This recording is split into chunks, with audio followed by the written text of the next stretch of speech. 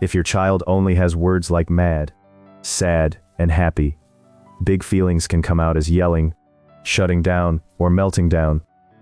But emotional vocabulary can grow in ordinary moments, one simple sentence at a time. First, we will look for the everyday moments that are already teaching opportunities. Then we will name feelings in a way that helps a child feel understood, not judged.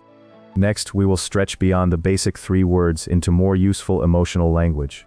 And finally, we will make those words easier to use before the next big feeling arrives. Picture a child trying to zip a coat, missing again and again, then tossing it on the floor. That is not just misbehavior. It may be frustration, embarrassment, tiredness, or overwhelm asking for a word. Instead of starting with a correction, try one calm observation. That zipper is hard, and you look frustrated. You are not excusing the behavior. You are giving the feeling a name so the child has another option besides exploding. The sentence that helps is, "It is okay to feel angry. It is not okay to hit."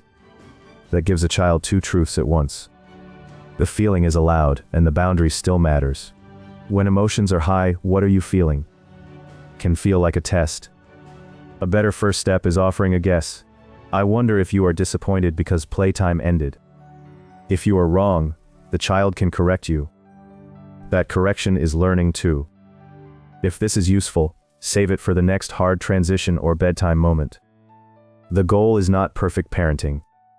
It is having one better sentence ready when feelings get loud. You do not need a full feelings chart at breakfast. Just add one better word when it fits. Mad can become annoyed, frustrated, jealous, or overwhelmed.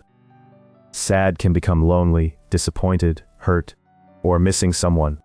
Children often feel emotions in their bodies before they can explain them. Try, "Your fists are tight." "Your voice got loud." That can happen when frustration is building. Now the word is connected to a real signal they can notice next time. Later, when the moment has passed, keep it short. "Earlier you were really disappointed when the tower fell." Next time, we can say, "I need help," or "I want to try again." Calm moments are where the words become usable. Your child learns emotional language from yours. "I am feeling rushed, so I am going to take one breath before we leave." That tiny sentence teaches honesty, self-control, and a coping step without turning life into a lecture. So the formula is simple. Notice the feeling, name it kindly, separate the feeling from the behavior, add one more precise word, and practice again when calm. Over time, a child who can name a feeling has a better chance of handling it. For more everyday parenting tools that fit real family life, subscribe and come back for the next one. And today, try one sentence. You look frustrated. Sometimes one word is the doorway to a calmer moment.